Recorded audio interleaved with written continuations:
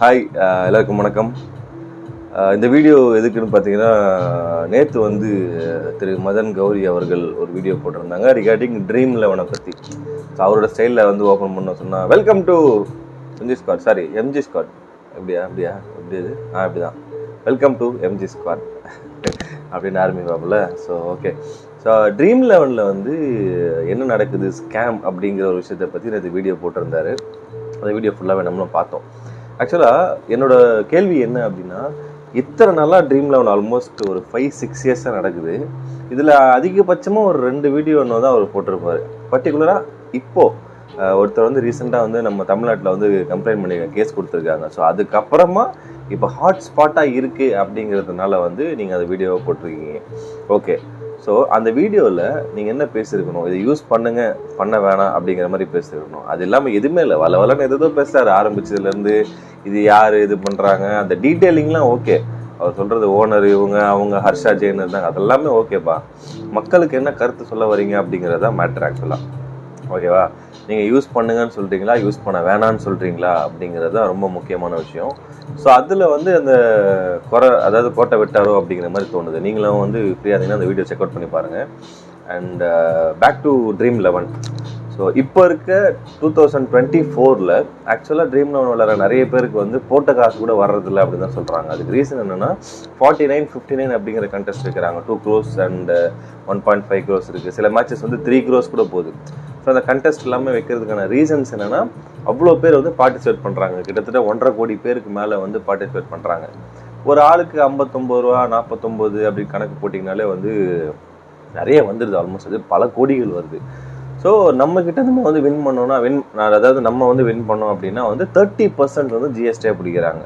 அது வந்து for sports and development அப்படிங்கிறதுனால. ஸோ கம்பேக் டு ட்ரீம் 11, இதில் வந்து நீங்கள் ஒரு மேட்ச்சுக்கு போட்டு விளையாடணும் அப்படின்னா வந்து 49 rupees நீங்கள் பே பண்ணணும். அதில் 1.5 கோடி கண்டெஸ்ட் வந்து பண்ணுறாங்க. லைக் பீப்புள் 1.5 கோடி பேர் வந்து அதில் பார்ட்டிசிபேட் பண்ணுறாங்கன்னு வச்சுக்கோங்களேன்.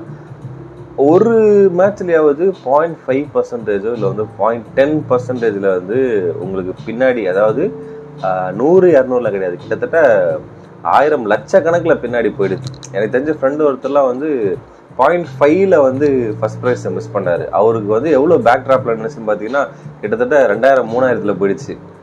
ஜஸ்ட் க்ரோஸ் வின் பண்ணுறதுலேருந்து மிஸ் ஆகிட்டார்ல. ஸோ இப்படி வந்து டெக்னிக்கலாக ட்ரீம் 11 ஒர்க் ஆகிட்டு இருக்கு. நம்மளோட லக் ஃபேக்டரு, நம்மளோட அந்த டைமில் நம்ம டச் பண்ணும் போது வருது பார்த்தீங்களா, அதுதான் ஆக்சுவலாக லக்கு தான். பியூராக நீங்கள் என்ன தான் உட்காந்து ஸ்டாட்டிஸ்டிக்ஸ் அனலிக்ஸு எல்லா வீடியோஸை பார்த்து, எல்லா வீடியோஸில் யார் என்னென்ன சொல்கிறாங்க எல்லாமே பார்த்து நீங்கள் போட்டாலுமே எண்ட் ஆஃப் த டேல யார் ஆடுவாங்க யார் ஆட மாட்டாங்கன்னு சுத்தமாக நமக்கு தெரியாது. நம்மளை பொறுத்த வரைக்கும் நம்ம அன்றைக்கி போகிற டீம் ஆடினா மட்டும்தான் ட்ரீம் 11 நம்மளால் வந்து ஜெயிக்க முடியும். கம்மிங் டு த பாயிண்ட், ஏன் நான் மதன் கௌரின்னு சொல்கிறேன்னா, ஒருத்தர் வந்து கேஸ் கொடுத்துருக்காங்க. அவர் வந்து கிட்டத்தட்ட ஒரு 6 லட்ச ரூபாய் வரைக்கும் இழந்திருக்கேன் அப்படின்னு சொல்கிறாரு. ஓகே, அந்த இதெல்லாம் காமிக்கிறாரு, டாக்குமெண்ட்ஸ்லாம் காட்டுறாரு. கிட்டத்தட்ட ஒரே ஆள் வந்து ஒரு நாளைக்கு 16,000 கான்டெஸ்ட் வந்து பார்ட்டிசிபேட் பண்ணுறாங்க அப்படின்னு சொல்கிறாரு. எவ்வளோ 16,000 கான்டெஸ்ட் வந்து பார்ட்டிசிபேட் பண்ணுறாங்க அப்படிங்கிற மாதிரி அந்த கேஸ் கொடுத்தவர் வந்து பேப்பர்ஸ்லாம் வச்சுருக்காரு. நார்த் சைடில் இருக்கவங்க யாரோ வந்து பண்ணுறாங்க, இல்லை ட்ரீம் 11 அவங்களே பாட்ஸ் மாதிரி போட்டு பண்ணுறாங்க அப்படிலாம் சொல்கிறாரு. மதன் கௌரி வந்து 16,000 கண்டெஸ்ட் வந்து எப்படி போட முடியும் ஒரு ஆளால் அப்படிங்கிற மாதிரி ஒரு கேள்வி எழுப்பியிருக்காருல்ல. அது ஆக்சுவலாக போட முடியும் உண்மையிலேயே. நீங்கள் ட்ரீம் 11 விளையாடுறவங்களா இருந்தால் உங்களுக்கு தெரியும். மதன் விளையாட மாட்டாப்புல, அது அவரே வாயில சொல்லியிருக்காரு. தெரியாத விஷயத்தை பற்றி நீ பேசக்கூடாதுல்ல. ஆனால் அங்கேயும் தப்பாக தான் பேசி வச்சிருக்காரு. 16,000 கண்டெஸ்ட் வந்து போட முடியும் ஒரு ஆளால் ஒரு நாள் ஃபுல்லாக. அது எப்படின்னு பார்த்தீங்கன்னா, ஒரு டீம் வந்து 20, அதாவது ஒரு ஆள் வந்து 20 டீம் போடலாம் ஒரு கண்டெஸ்ட்டுக்கு. இப்போது உதாரணத்துக்கு 59 rupees கண்டெஸ்ட் வந்து நீங்கள் 20 டீம் போடுறீங்கன்னு வச்சுக்கோங்களேன். அதுலேயே வந்து நிறைய கண்டெஸ்ட் இருக்குது. ஃப்ரம் ஸ்டார்டிங் டு பாட்டம் வரைக்கும் பார்த்தீங்கன்னாலே கிட்டத்தட்ட ஏகப்பட்ட கண்டெஸ்ட் இருக்குது. இப்போது 20 டீமு, ஒரு ஆள் வந்து 59 rupees 20 டீம் போட்டாங்கனாலே டபுளாக ஒரு 3 கண்டெஸ்ட் வைங்களேன். அதுவே வந்து உங்களுக்கு ஆல்மோஸ்ட் ஒரு 60லேருந்து 4 கண்டெஸ்ட் போனால் 80, இப்படி மல்டிப்ளை ஆகிக்கிட்டே போகும். ஒரு மேட்ச்சுக்கு கிட்டத்தட்ட 1000 கண்டெஸ்ட் அது உள்ளே இருக்குது. நீங்கள் நல்லா போய் பார்த்தீங்கன்னா தெரியும். ஹெட் டு ஹெட் இருக்குது, 3 பேர் 4 பேர் விளையாடுறது இருக்குது, 5 பேர் விளையாடுறது இருக்குது. ஸோ இப்படி கணக்கு போடும்போது ஒரு கண்டெஸ்ட்டுக்கே கிட்டத்தட்ட உங்களுக்கு 1000க்கு மேலே நீங்கள் வந்து பார்ட்டிசிபேட் பண்ண முடியும் உங்களால். உங்ககிட்ட பணம் இருந்தால் அது வேறு விஷயம். பணம் இருக்கணும் ஃபுல்லாக. பிகாஸ் எல்லா கண்டெஸ்ட்டோட ப்ரைஸ் மணி வந்து டிஃப்ரெண்ட்டு. ஸோ அப்படி ட்ரீம் 11 ஒரு நாளைக்கு நடக்கிற மேட்சஸ்ன்னு பார்த்தீங்கன்னா குறைஞ்சது எனக்கு தெரிஞ்சு மினிமம் 15 மேட்சஸ் நடக்குது. நான் சொல்கிறது கிரிக்கெட்டில் ஒரு 10, அதுக்கப்புறம் ஃபுட்பாலு, வாலிபால், டர்ஃப், இப்படி எல்லாம் மற்ற இதெல்லாம் எடுத்துக்கிட்டிங்கன்னா, பேஸ்கெட் பால் இதெல்லாம் எடுத்துக்கிட்டிங்கனால ஆல்மோஸ்ட் ஒரு நாளைக்கு ஒரு 50 மேட்சஸ் நடக்குது.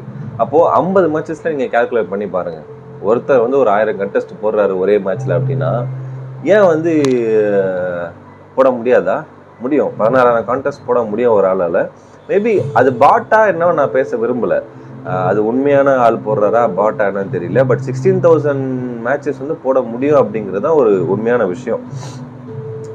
ஏன்னா நான் கிட்டத்தட்ட ஒரு அதிகபட்சமாக ஒரு 50 டீம் போட்டிருக்கேன் ஒரே இதில். லைக் 50 கண்டெஸ்ட் பார்ட்டிசிபேட் பண்ணியிருக்கேன். ஸோ அதுதான்.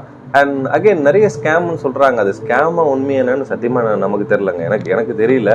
பட் நான் அது எப்படி அனலைஸ் பண்ணி பார்க்குறேன் அப்படின்னா, ஒரு மேட்ச் இன்றைக்கி நான் விளையாடும் போது நான் ஒரு 11 பேரை சூஸ் பண்ணேன்னு வச்சுக்கோங்க. அந்த 11 பேரில் ஒரு 8 பேர் கரெக்டாக விளாண்டுருப்பாங்க, 2 பேர் சரியாக விளாண்டுருக்க மாட்டாங்க. அப்படி விளையாடாதனால ஆப்வியஸ்லி அது பின்னாடி தான் போகுது. அப்போ அவங்களுக்கு எங்கே உங்களுக்கு கேள்வி வருது அப்படின்னா, நீங்கள் அந்த 11 பேரை கரெக்டாக சூஸ் பண்ணியிருக்கீங்களா அப்படிங்கிறது தான் முதல் கேள்வி. அதுவும் இல்லாமல் அன்னைக்கு நடக்கிற மேட்ச்சில் கேப்டன், வைஸ் கேப்டன் நீங்கள் கரெக்டாக சூஸ் பண்ணி போட்டிருக்கீங்களா அப்படிங்கிறது ரொம்ப முக்கியம். ஸோ நீங்கள் சூஸ் பண்ண பிளேயர்ஸ் 11 பேருமே கரெக்டாக ஆடி இருக்காங்க அப்படின்னா நீங்கள் வின் பண்ண போகிறீங்க. அதில் ஆப்வியஸாக வந்து ஓப்பனாகவே தெரியும். அண்ட் இன்னொரு ட்ரீம் 11 வந்து டவுன்லோட்னு ஒரு ஆப்ஷன் கொடுத்துருக்கானுங்க. அந்த டவுன்லோடில் போய் நீங்கள் மேட்சஸ்க்கு முன்னாடியே வந்து எல்லா இதுவுமே வந்து லைக் பார்த்துக்கலாம் அப்படின்னு சொல்கிறாங்க. பட் அது தெரில எந்த அளவுக்கு பாசிபிள் தெரியல. எவ்வளோ டீம் நம்ம டவுன்லோட் பண்ண முடியாதுல்ல. நமக்கு இங்கே மட்டும்தான் ஒரு விஷயம் தோணும், நான் போட்ட டீமில் அன்றைக்கி விளாண்டுருக்காங்களா விளையாடலையா. அப்படி விளையாடலன்னா ஆப்வியஸாக வந்து நம்ம வெளியில் வந்துடுவோம். நான் போட்டிருக்க டீமில் விளையாண்டுருக்காங்கப்பா அப்படின்னா ஓகே, வெல் அண்ட் குட், அதுக்கான ப்ரைஸ் பண்ணி நீங்கள் வின் பண்ண போகிறீங்க. ஸோ இதுதான் வந்து அந்த கேமோட ஒரு பெரிய லைக் ரூல்ஸ்ன்னு சொல்ல முடியாது, ஒரு அட்வான்டேஜஸ்ன்னு சொல்ல முடியும். நம்ம யாருமே குறை சொல்ல முடியாத அளவுக்கு இருக்குது. அண்ட் இதை தாண்டி நான் ஒரு விஷயம் என்ன சொல்லுவேன்னா, தயவு செஞ்சு யாருமே வந்து நிறைய மணி வந்து இன்வெஸ்ட் பண்ணாதீங்க. ஃபினான்ஷியல் லாஸஸ் வந்து ஏகப்பட்டது கண்டிப்பாக நடக்கும். நான் முன்னாடியே சொன்ன மாதிரி 0.5% ஒட்டினாலே நீங்கள் எங்கேயோ போயிடும். ஒரு 2000 பேக்கில் இல்லை 1 lakh பேக்கில் போயிடும். ஸோ தயவு செஞ்சு பெரிய அமௌண்ட்டை போய் யாரும் இன்வெஸ்ட் பண்ணிவிட்டு அதை லாக் ஆகிடாதீங்க. அந்த கேஸ் கொடுத்த நம்பர் கூட சொல்லியிருந்தாரு, 6 லட்ச ரூபா வரைக்கும் நான் இன்வெஸ்ட் பண்ணியிருக்கேன் அப்படின்னு. எதுக்கு 6 லட்ச ரூபா வரைக்கும் இன்வெஸ்ட் பண்ணீங்க? அது ஒரு விஷயம் இருக்குல்ல, ஒரு ஆசை தூண்டுதல்னு ஒரு விஷயம் வருவாங்க. 1 ரூபா போட்டால் அடுத்து 5 ரூபா போட்டு அதை பிடிச்சலாம்டா, அது 5 ரூபா லாஸ் ஆயிடுச்சு அடுத்து 10 ரூபா போட்டு பிடிக்கலாம்டா அப்படிங்கிற மாதிரிலாம் இருக்கும். ஸோ அந்த மாதிரி இடத்துல போய் சரிஞ்சிடாதீங்க. எல்லாருக்குமே தெரியும் ஆக்சுவலாக ட்ரீம் 11 வந்து ஒரு ஃபினான்ஷியல் லாஸ் கொண்டு வரக்கூடிய ஒரு ஹேபிட்டுவல் ஒரு ரிஸ்க்குன்னு சொல்லிட்டு அவனே போடுவான் கீழே. ஸோ அந்த மாதிரி யாரும் போகாமல் மேக்ஸிமம் விளையாடுறவங்க சின்ன கண்டெஸ்ட் போட்டு விளையாடுங்க. ப்ரைஸ் மணி வின் பண்ணிங்கன்னா ஓகே, இல்லையா விட்டுட்டு போயிடுங்க. அடுத்து வந்து நிறைய காசு போட்டு நம்ம காசை பிடிச்சிடலாம்டா அப்படிங்கிற மாதிரி வராதிங்க. நம்ம நிறைய ரம்மி ஆப்ஸ்லாம் பார்த்துருக்கோம், நிறைய மற்ற ஆப்ஸ்லாம் காசு வந்து லாஸ் ஆகுறது நிறைய பார்த்துருக்கோம். ட்ரீம் 11 பொறுத்த வரைக்குமே உங்களோட தாட்டு, உங்களோட அன்றைக்கி லக்கை பேஸ் பண்ணி தான் இட்ஸ் யுவர் வின்னிங். அது வந்து கம்பல்சரி. மற்றபடி நமக்கு தெரியல அவங்களே பாட்ஸ் போடுறாங்களா இல்லை ஃபஸ்ட் ப்ரைஸ்க்கு அவங்க கொண்டு வராங்களான்னு தெரியல. நம்மளோட கேள்வி, நான் போட்ட டீம் அன்றைக்கி ஆடினாங்களா இல்லையா அப்படிங்கிறத பொறுத்து தான் நம்ம வந்து அதை பேசவே முடியும். நான் தோத்துட்டேன், நான் ஜெயிச்சிட்டேன்னு. நீ போட்டிருந்த டீம் ஃபஸ்ட் ப்ரைஸ் வின் பண்ணியிருந்தாங்கன்னா நீ அந்த கேள்வியே கேட்க மாட்டேன். எப்படி கேட்பா? ஏன்னா உனக்கு எல்லாமே பாயிண்ட்ஸ் வரையும் அங்கே இருக்குது ஃபுல்லாகவே. ஸோ அப்போ போடலைன்ற பட்சத்தில் தட் இஸ் ஆர் மிஸ்டேக்குன்ற மாதிரி தான் நம்ம அக்செப்ட் பண்ணிட்டு போகணும். And anyway, end of this வீடியோவில் நான் என்ன சொல்ல வரேன்னா, நீங்கள் இந்த ட்ரீம் 11 விளையாடுறீங்க அப்படின்னா தயவு செஞ்சு நிறைய அமௌண்ட் இன்வெஸ்ட் பண்ண வேணாம். சின்ன சின்ன கண்டெஸ்ட் மட்டும் விளையாடுங்க, இல்லைன்னா விட்டுருங்க. திஸ் இஸ் ஒரு கண்டினியூஸாக ஒரு இது மாதிரி, அது ஆக்சுவலாக சுவிங்கம் மாதிரி அப்படியே பிடிச்சிட்டோம்னா டப்புன்னு அப்படியே பண்ணிகிட்டே இருக்கணும்டா, அப்படியே ஒட்டிகிட்டே இருக்கலாம், அந்த மாதிரி தான். ஸோ ஃபினான்ஷியல் ரிஸ்க் இருக்குது. ஒன்று விளையாடுங்க, இல்லைன்னா விளையாடாதீங்க, விட்டுருங்க. So please do not refer to your friends also. Okay, it's your individual thing, it's up to you, நீங்கள் விளையாடாததும். அண்ட் இந்த வீடியோ போகிறதுக்கான காரணம், முக்கியமான காரணம் வந்து மதன் கௌரி அண்ணன். நேற்று வீடியோ பார்த்தேன். ஸோ பார்த்துட்டு தான் என்ன அண்ணன் வந்து வழக்கம் போல் பேசணுன்றதுக்காக பேசி வச்சுருக்காரு, ஆனால் நிறைய விஷயங்களை வந்து மறைச்சி பேசியிருக்காருன்னு தெரியுது.